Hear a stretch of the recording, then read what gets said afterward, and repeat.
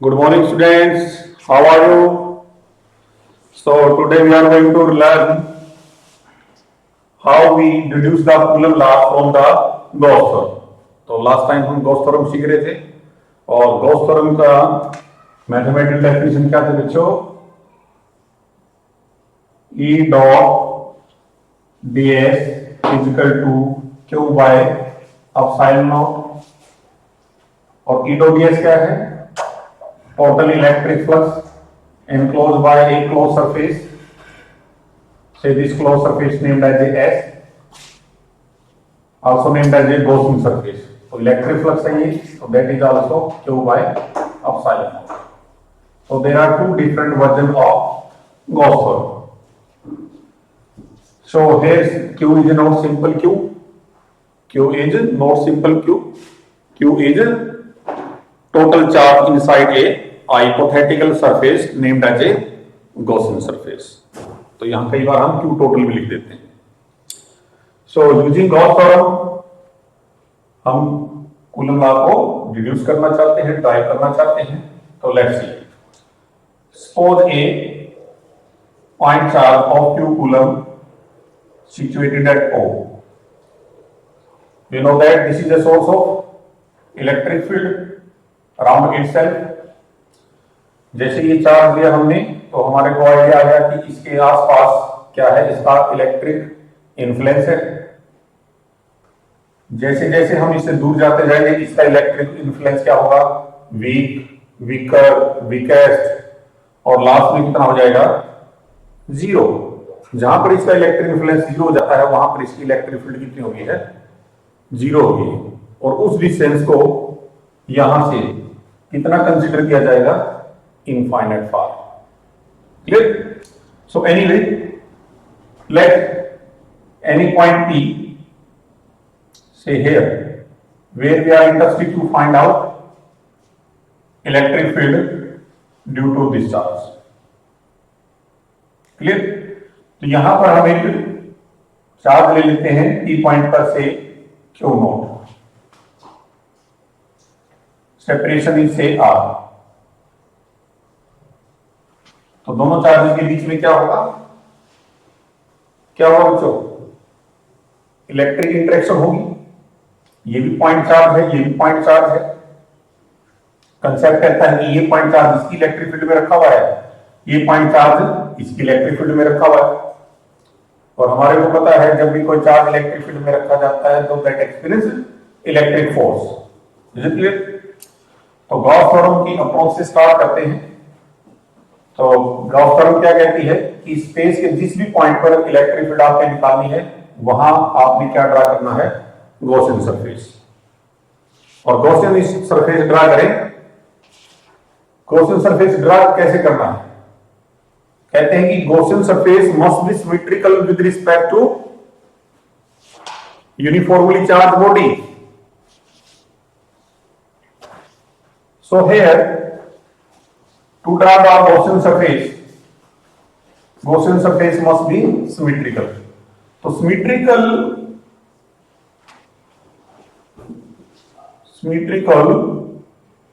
Gaussian surface का meaning क्या है? साइंटिफिक मीनिंग इसका ये है कि Gaussian surface आप इस तरह से ड्रा करें, या तो सरफेस के ऊपर प्रत्येक पॉइंट पर इलेक्ट्रिक फील्ड क्या रहे? कांस्टेंट रहे. इस चीज का ध्यान रखें. अगर ऐसा अचीव नहीं होता तो फिर क्या हो कि गॉसियन सरफेस के पॉइंट्स पर इलेक्ट्रिक फ्लक्स कितना मिल जाए आपको? जीरो मिल जाए. तो इस अप्रोच से आइदर इलेक्ट्रिक फील्ड कांस्टेंट या फिर इलेक्ट्रिक फ्लक्स जीरो हो. तो इस अप्रोच से आपने गॉसियन सरफेस का सिलेक्शन करना है. क्लियर? तो यहां पर हमारे पास जो पॉइंट चार्ज है तो उसके कारण P पॉइंट पर सबसे पहले हम इलेक्ट्रिक फील्ड निकालेंगे और आफ्टर दैट इलेक्ट्रिक फोर्स. तो सबसे पहले क्या करो कि एक गॉसियन सरफेस ड्रा करो. और गॉसियन सरफेस यहां कैसा होगा? That should be hollow spherical. Hollow spherical होगा. होलोस्फेरिकल क्यों लिया? यहां पर ये अप्रोच कहां मिलेगी? इस होलोस्फेरिकल सरफेस के प्रत्येक पॉइंट पर इलेक्ट्रिक फील्ड का value with respect to this charge क्या रहेगा? कांस्टेंट, क्योंकि ये सेपरेशन क्या है? कांस्टेंट। क्लियर? तो गॉस थ्योरम अप्लाई करने से पहले क्या करना पड़ेगा? हमें इस गॉसियन सरफेस का सरफेस एलिमेंट लेना पड़ेगा। क्या लेना पड़ेगा? Surface element. और सरफेस एलिमेंट जनरली किसके द्वारा लेते हैं? डीएस के द्वारा। तो ये ले लीजिए इसका एलिमेंट्री पार्ट। तो ये कितनी वैल्यू का है? डीएस मीटर स्क्वायर का। तो एरिया वेक्टर कहा करेंगे तो एरिया वेक्टर हमेशा सरफेस के नॉर्मल बनेगा। तो यहां पर डीएस वेक्टर आपका ये होगा। Is it clear? And this distance is what? This is R, small R. This is called observation distance. P point पर what should be the direction of electric field due to this point charge? Common sense कह रही है कि direction क्या होगी? Outward. Clear? Gaussian surface का नाम रख लेते हैं say S. So using Gauss theorem, Gauss theorem क्या है? This is called E dot D S is equal to Q total और Q inside a Gaussian surface. Q क्या होता है? Charge, I mean total charge या net charge enclose by close Gaussian surface. Actually यहां Gaussian surface में अपने अंदर कितना चार्ज इनक्लोज किया हुआ है? क्यू। तो डायरेक्ट क्यू लिख सकते हैं आप, Q by epsilon naught. This is the mathematical definition of Gauss theorem. तो यहां अप्लाई करेंगे तो ई डॉट डीएस को सोल्व करेंगे बच्चों। E DS cos of angle, E vector और डीएस वेक्टर में एंगल कितना दिखाई दे रहा है? 0 degree. So this is equal to Q by epsilon naught. cos 0 का वैल्यू कितना होगा? 1। और जो कांस्टेंट पैरामीटर है take out from the integration, this is called DS, that is equal to Q by epsilon naught. DS, DS क्या है? Surface element. तो ऐसे सरफेस एलिमेंट पूरे गॉसियन सरफेस पे तो बहुत सारे होंगे। तो डीएस का यहां पर क्या है? इंटीग्रेशन। इंटीग्रेशन की सेंस क्या कहलाती है? DS plus DS plus DS plus DS plus, जब तक लास्ट वाला सरफेस एलिमेंट कंसीडर ना हो जाए। तो इसमें दैट आंसर कितना बन जाएगा?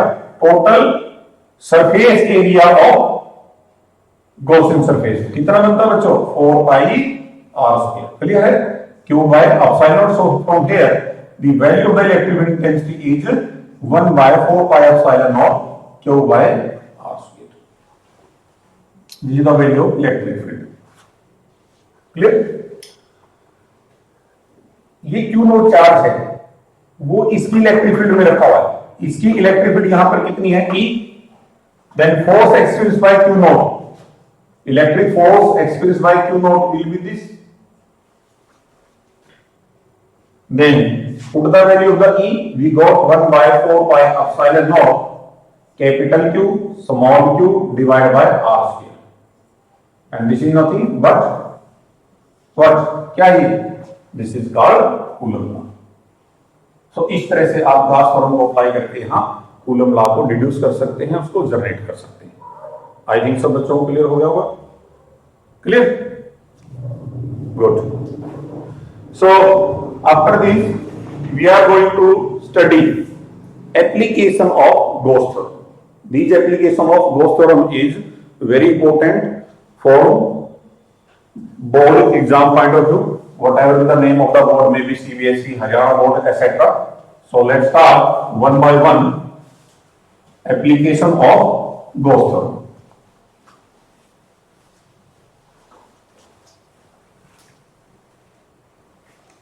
So first application is what?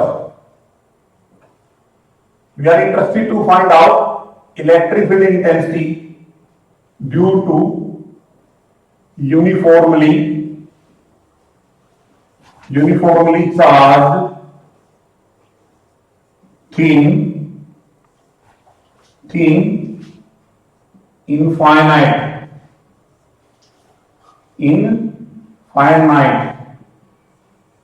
wire, or we can say line. आप line भी कह सकते हैं, because here we are talking about one dimensional geometry.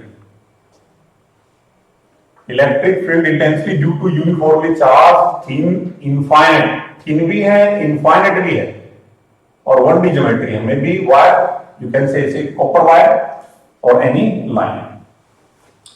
So here, say this is the representation of thin infinite copper wire. Dotted line क्या show करती है कि इसका ये एंड कहां पर है, इंफिनिटी पे, नीचे वाला एंड भी कहां पर है, इंफिनिटी पे. क्लियर? इसको यूनिफॉर्मली चार्ज करेंगे. That can be shown like this. अगर डायमेंशन इसकी इनफाइनाइट है तो चार्ज का एक्युमुलेशन भी कितना होगा, इनफाइनाइट ही होगा. Clear? So here this act as a source of electric field. So let's find out the electric field. So we are interested to find out the electric field r metre far at any point p in the space.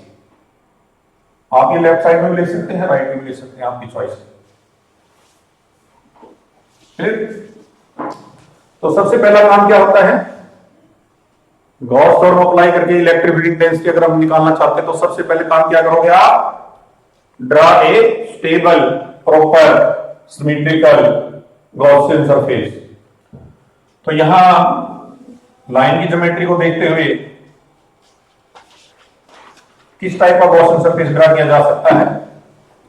So this will be cylindrical. कैसा होगा बच्चों, cylindrical Gaussian surface आप draw कर सकते हैं. Approach वही रखी है कि Gaussian surface should be symmetrical with respect to charge body. In other words, इस सरफेस ऐसा ड्रा करें कि सरफेस के पॉइंट पे इलेक्ट्रिक फील्ड कांस्टेंट रहे या फिर इलेक्ट्रिक फ्लक्स कितना बने, जीरो बने. तो कुछ ऐसा ही यहां पर. तो सिलेंडर हमने ड्रा कर लिया बच्चों, किस लेंथ का, एल लेंथ का, आर रेडियस का. तो इफ लैम्डा इज का लीनियर चार्ज डेंसिटी, याद कीजिएगा in case of a one dimensional geometry, lambda is का linear charge density that is charge field length, then value of the charge in form of density lambda है. यहां तक clear है?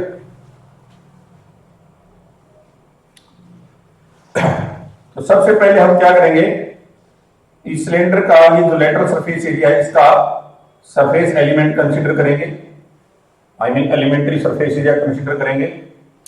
उसका amount है ds. तो एरिया वेक्टर बच्चों यहां पर ds इस तरह बनेगा और इलेक्ट्रिक फील्ड का डायरेक्शन भी बनेगा ई पॉइंट पर. ठीक है? तो ये तो बात होगी हमारी लेटरल सरफेस एरिया की. आप ये टॉप वाला देख लेते हैं, ये भी ds मीटर स्क्वायर का ले लेते हैं. इसका एरिया वेक्टर बच्चों इस तरह बनेगा.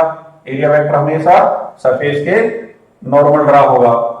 कॉमन सेंस कहती है कि इलेक्ट्रिक फील्ड का डायरेक्शन राइट हैंड साइड में होगा. बॉटम वाला सरफेस लेते हैं बच्चों, ये बॉटम वाला ले लिया हमने. इसका एरिया वेक्टर बच्चों डाउनवर्ड डायरेक्शन में होगा, but electric field right hand side में होगा, क्योंकि इलेक्ट्रिक फील्ड की डायरेक्शन होगी.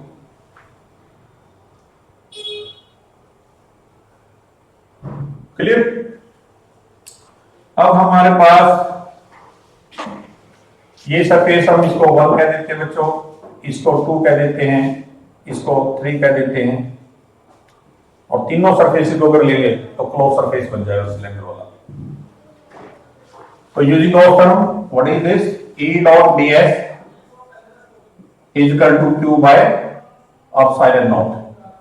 Surface integral of electric field or a closed surface, and this closed surface named as a Gaussian surface. आप यहां पर यूज कर सकते हैं. तो this is called total electric flux. तो टोटल यहां किससे बना होता है, this plus this plus this, क्योंकि इलेक्ट्रिक फ्लक्स क्या है, स्केलर क्वांटिटी. तो यहां तो क्या कह रहे हैं, इस सरफेस से कितना इलेक्ट्रिक फ्लक्स आएगा, 0, क्योंकि E और ds में कितना एंगल है, 90 डिग्री, cos 90 0 होता है. सिमिलरली इस सरफेस से भी कितना इलेक्ट्रिक फ्लक्स आएगा बच्चों, 0, क्योंकि यहां भी E और ds वेक्टर एक दूसरे के right angle. Total electric flux किससे आएगा, सिर्फ इस लेटरल सरफेस एरिया से. इससे बच्चों लेटरल सरफेस एरिया से। सिर्फ इसकी बात कर लेते हैं, तो इसको सोल्व करेंगे तो EDS cos 0 degree that is to Q by epsilon naught. Electric field क्या है, कांस्टेंट पैरामीटर है यहां पर, तो यहां पर ds आ जाएगा बच्चों, ये आ गया क्यू बाय एप्सिलॉन नॉट आएगा। E surface integral of ds lateral surface area total, L length है सिलेंडर का, आर रेडियस है, सरफेस एरिया कैसा बनेगा 2 pi R L that is equal to Q by epsilon naught, ये बन जाता है। Here also we can find put the value of the q from here lambda l by epsilon naught, यहां से l से l cancel हो गया बच्चों, then value of the electric field intensity is equal to what, lambda by 2 pi r epsilon naught, ये value आ जाती है। तो इसमें that electric field intensity does not depend upon length of Gaussian surface, does not depend upon charge, only depend upon linear charge density as well as smaller। तो from here आप यहां से ये पता लगा सकते हैं कि E is inversely proportional to क्या बच्चों R, और ग्राफ भी अगर इसको देखेंगे E versus R graph draw करेंगे तो ग्राफ कैसा आएगा, रेक्टेंगुलर हाइपरबोला लाइक दिस, एक वैल्यू बढ़ेगी तो दूसरी को घटना पड़ेगा, इस तरह का ग्राफ आएगा। ई आर ग्राफ कह लीजिए या ई आर ग्राफ कह लीजिए इसको, यानी आर की वैल्यू जैसे बढ़ाएंगे इलेक्ट्रिक फील्ड की वैल्यू रिड्यूस होती रहेगी, और जब आर की वैल्यू अप्रोच करती है इसको इंफिनिटी को, तो वहां पर एग्जैक्टली इलेक्ट्रिक फील्ड की वैल्यू कितनी हो जाएगी, 0 हो जाएगी। ठीक है बच्चों, क्लियर। इसको दूसरे वर्जन से भी लिखा जा सकता है, कैसे, as you know that electric field intensity is a vector quantity, तो कंप्लीट इंफॉर्मेशन के लिए मैग्नीट्यूड और साथ में डायरेक्शन, मैग्नीट्यूड तो आ गया हमारे पास, डायरेक्शन के लिए हम क्या करते हैं, यूज द वेक्टर अलजेब्रा, और डायरेक्शन के लिए जनरली हम कौन सा वेक्टर यूज करते हैं बच्चों, यूनिट वेक्टर। तो यहां आर कैप को ही हम यूनिट वेक्टर कंसीडर कर लेते हैं। R vector is directed along, sorry R cap vector is directed along R vector, एक ये बन जाता है। इसे कोई दूसरा वर्जन बनाना चाहते हैं क्या, E इक्वल टू, इसको 2 से मल्टीप्लाई कर दो, 2 लैम्डा, नीचे आ गया बच्चों 4 pi epsilon naught into R आ गया। This can be written as 1 by epsilon naught की वैल्यू कितनी होती है, 9 into 10 की power 9 into 2 lambda by r, also 18 into 10 की पावर 9 lambda by r। ये फार्मूला आप न्यूमेरिकल पॉइंट ऑफ से डायरेक्ट यूज कर सकते हैं। Clear? So this is all about first application of Gauss law। Hope so कि आप बच्चों को ये चीजें क्लियर होगी है। क्लियर इन द सेंस कि आप जब पहले इसको पढ़ो फिर इसको फील करो कि what is given and what is required, after that आप इसकी प्रैक्टिस करें 1 time 2 time 3 time. So next we are going for second application।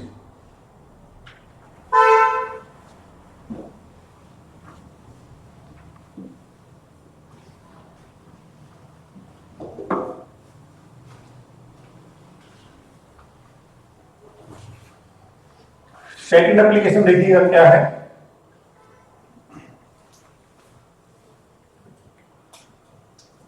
Electric field intensity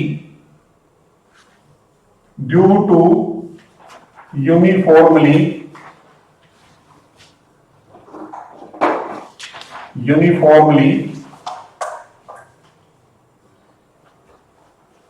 charged hollow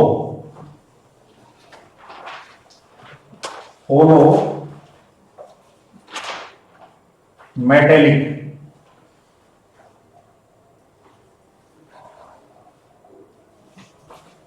spherical conductor due to uniformly charged hollow metallic spherical conductor। hollow metallic spherical conductor को और भी कई नामों से जाना जाता है बच्चों, शेल भी बोल देते हैं। क्या बोल देते हैं इसको? शेल, या फिर कई बार इसको कैविटी से भी लोग जानते हैं। कैविटी कह देते हैं, शेल भी कह देते हैं, होलो। होलो स्फेरिकल कंडक्टर, ऐसी ज्योमेट्री आपने देखी होगी, जस्ट लाइक ए फुटबॉल। ठीक है ना, फुटबॉल क्या है? होलो स्फेरिकल कंडक्टर है।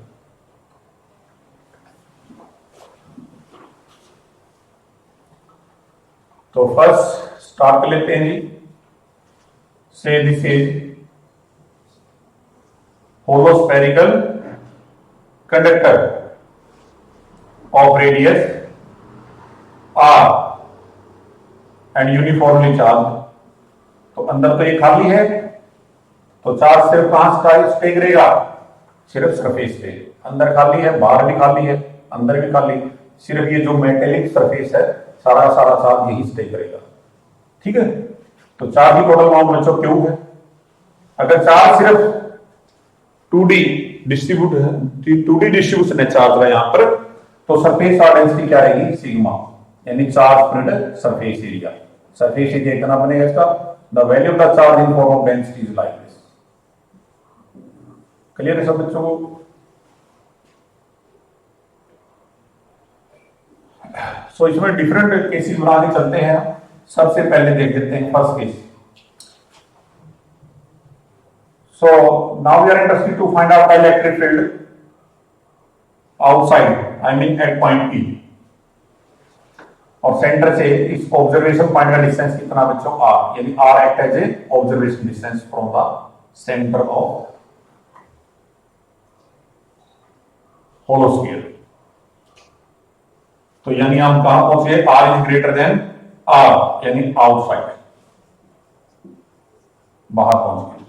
तो यहां पर इलेक्ट्रिक फील्ड निकालना बच्चों, क्या करेंगे? गॉस थ्योरम का अप्लाई की जाती है। गॉस थ्योरम तब अप्लाई की जाती है बेटे जब हमारे पास चार्ज बॉडी कैसी हो? Uniformly charge distributed body. तो पी पॉइंट पर इलेक्ट्रिक फील्ड निकालना चाहते हैं तो सबसे पहले गॉसियन सरफेस ड्रा करेंगे। और गॉसियन सरफेस ड्रा कैसे किया जाता है? That should be symmetrical with respect to charge body. तो चार्ज बॉडी कैसी दिखाई दे रही है हमारे को? राउंड दिखाई दे रही है, गोल दिखाई दे रही है। तो गॉसियन सरफेस भी कैसा होगा हमारे पास? ऐसा ही होगा, स्फेरिकल। क्लियर?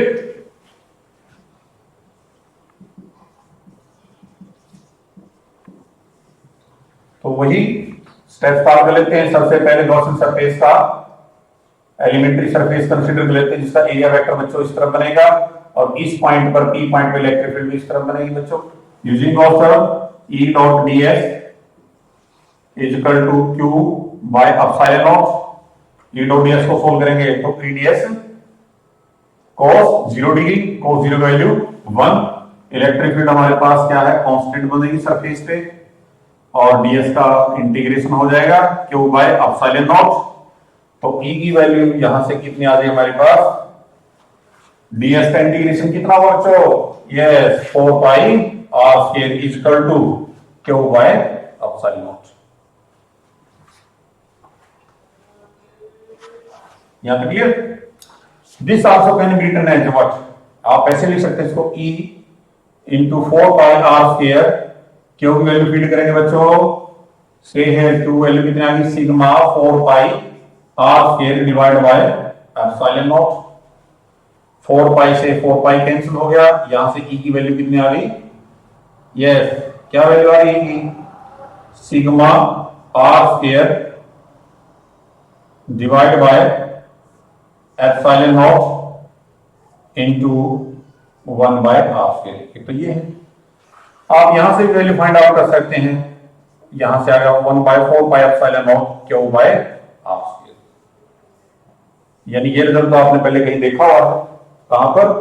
जहां पर हम इलेक्ट्रिक फील्ड निकालना चाहते हैं due to a point charge of Q coulomb r metre far. तो यहां भी सेंस कुछ ऐसी निकलती है बच्चों, जब हम आउटसाइड जाते हैं r is greater than r हो जाता है, तो ये होलोस्फेरिकल सेल वहां से कैसी फील होती है, just like a point charge. Common sense क्या कहती है, बड़ी चीज को अगर दूर से देखा जाएगा तो वो कैसी फील होती है, छोटी। तो ये फील्ड भी पॉइंट चार्ज के लिए है, और यहां पर ये होलो मेटेलिक स्फीयर भी कैसा फील हो जाएगा, पॉइंट चार्ज की तरह। सेकंड रिजल्ट हमारा ये आ गया है इलेक्ट्रिक फील्ड के लिए। ये ब्रैकेट में टर्म क्यों रखी, क्योंकि सारे के सारे पैरामीटर्स क्या है, कांस्टेंट है, सिर्फ ये वेरिएबल्स है। तो यहां से आप दोबारा देख सकते हैं कि E is inversely proportional to R square. Similarly here, clear. Second case देखेंगे यहां, R is equal to R means we are interested to find out the electric field at the surface of the hollow conductor. R is equal to R. आप direct भी use कर सकते हैं ये result.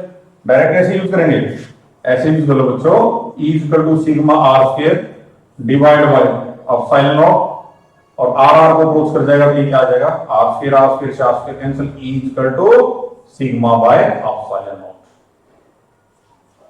Sigma by epsilon not, sigma क्या है, surface density, epsilon not क्या है, electrical permittivity of vacuum air या फिर फ्री स्पेस। ठीक है। यहां पर एक चीज देखने वाली और है बच्चों, क्या है कि जो E है यहां पर वो छोटे r पे डिपेंड नहीं करती, ऑब्जर्वेशन डिस्टेंस पे डिपेंड नहीं करती। जो ऑब्जर्वेशन डिस्टेंस पे डिपेंड ना करे तो वो फिर क्या होगी, इंडिपेंडेंट। इंडिपेंडेंट का मतलब वैल्यू चेंज नहीं होगी। तो E equal to sigma by epsilon naught की वैल्यू क्या है, कांस्टेंट है। मीनिंग ये हुआ कि जो कंडक्टर है उसके सरफेस पे, एट सरफेस या फिर near to surface of a conductor, यानी इलेक्ट्रिक फील्ड की value whatever the shape size of a conductor, value कितनी रहेगी बच्चों, सिग्मा बाय एप्सिलॉन नॉट। ये रिजल्ट आपने ध्यान रखना है कि कोई भी कंडक्टर है, किसी भी ज्योमेट्री का है, राइट, होलो है या सॉलिड है, तो उसके सरफेस पे फील्ड कितनी होगी, या नियर टू द सरफेस क्या रहेगी, सिग्मा बाय एप्सिलॉन नॉट। दो केस हो गए बच्चों। थर्ड केस देखिएगा, यहां कर देते हैं third one case, R is less than R। इसका मतलब हम कहां आ गए हैं, inside a hollow metallic spherical conductor, अंदर आ गए हैं, से यहां आगे बच्चों। ठीक है। अगर यहां आएंगे तो वही है, यहां पर हम क्या ड्रा कर लेंगे, एक गॉसियन सरफेस ड्रा कर लेंगे, जैसे यहां ड्रा किया गया था, अंदर भी गॉसियन सरफेस ड्रा कर लेंगे, और फिर यही अप्लाई कर देंगे, E dot ds is equal to charge enclose by that Gaussian surface divide by epsilon naught. Clear. यहां थोड़ी अलग से हमने एक चीज को ध्यान में रखना है कि जब अंदर गॉसियन सरफेस हम ड्रा करेंगे तो उसने कितना चार्ज इनक्लोज किया है, 0, क्योंकि सारा का सारा चार्ज तो कहां है बेटे, कंडक्टर के सरफेस पे है। तो यहां छोटा गॉसियन सरफेस जो ड्रा करेंगे आप, तो उसने चार्ज कितना इनक्लोज किया है, 0। तो ये क्यों नहीं क्या रहता है, charge enclose bye Gaussian surface. तो राइट हैंड साइड क्या हो जाएगी, 0। तो E डॉट ds का आंसर क्या होगा बच्चों, 0 होगा। ठीक है। फॉर दैट यहां E आ गया, सरफेस एरिया में S ले लेता हूं थोड़ी देर के लिए, तो E डॉट S कितना हो गया, 0। अब दो चीजों का प्रोडक्ट, अगर एंगल भी हम 0 लेके 0 होगा तो ES इक्वल टू 0 बनता है बच्चों। अब दो फिजिकल क्वांटिटी का प्रोडक्ट 0 है, इसका मतलब या तो इलेक्ट्रिक फील्ड 0 है या सरफेस एरिया 0 है, या दोनों ही 0 है। लेकिन यहां पर ये तो पता है कि अंदर हम गॉसियन सरफेस ड्रा कर सकते हैं, तो उसका सरफेस एरिया तो नॉन 0 होगा ही, तो इसका मतलब क्या है, इलेक्ट्रिक फील्ड क्या होगी, 0 होगी। बड़ा इंपॉर्टेंट रिजल्ट है क्या, कि कोई भी कंडक्टर है, कोई का मतलब कि अगर कोई होलो कंडक्टर है यूनिफॉर्मली चार्ज, उसके अंदर फील्ड कितनी होती है, 0, सरफेस पे कितनी होती है, सिग्मा बाय एप्सिलॉन नॉट, और आउटसाइड क्या रहती है, लाइक दिस। इसको आप ग्राफिकली भी समझ सकते हैं, कैसे, see here, ER curve draw करें, ये ड्रा करेंगे, देखो एक ER ग्राफ बना लेते हैं। इस डिस्टेंस पे देखें बेटा, यहां पर r की वैल्यू 0, यहां r इज इक्वल टू से r हो जाता है, तो यहां पर वैल्यू क्या है, फिक्स वैल्यू है इलेक्ट्रिक फील्ड कितनी, सिग्मा बाय एप्सिलॉन नॉट। ये रीजन कौन सा है, r is less than r, और ये रीजन कौन सा है, r is greater than r, r is less than r, r is less than r, last वाला जब देखेंगे तो इलेक्ट्रिक फील्ड क्या है, 0। अगर इलेक्ट्रिक फील्ड 0 है तो आप ऐसे ड्रा करेंगे, ये लाइन क्या शो करती है कि small r is less than r, electric field कितना है, 0, और r is equal to r, electric field की वैल्यू कितनी है, non zero, that is a constant sigma by epsilon naught. Clear? और when r is greater than r, then likely can say this can be written as, because here E is inversely proportional to r square। hyperbola graph बनेगा। So this is the explanation, mathematically as well as graphically। Hope so ये चीज आपको clear होगी होगी। So next application we discuss in next lectures। So तब तक के लिए सब बच्चों अपने प्रैक्टिस करें, कॉन्सेप्ट को पढ़ें, समझें, उसको फील करें और प्रैक्टिस के अंदर ले गए। जब तक आप प्रैक्टिस के अंदर चीजों को नहीं ले जाएंगे, रिटर्न वर्क पर एम्फेसिस नहीं डालेंगे, चीजों को बार बार लिख के नहीं देखेंगे, तब तक चीजों की ग्रूमिंग नहीं होगी, लंबे समय तक याद नहीं रहेगी। कई बार पढ़ने में बहुत सारी चीजें आसान लगती है, लेकिन कुछ दिनों के बाद हम उनको भूल जाते हैं। उसका कारण यही है कि सिर्फ पढ़ रहे हैं और याद रख रहे हैं, कॉन्सेप्ट को समझ नहीं पा रहे हैं। तो अंडरस्टैंडिंग बिल्डअप करें, प्रैक्टिस करें। So thank you very much.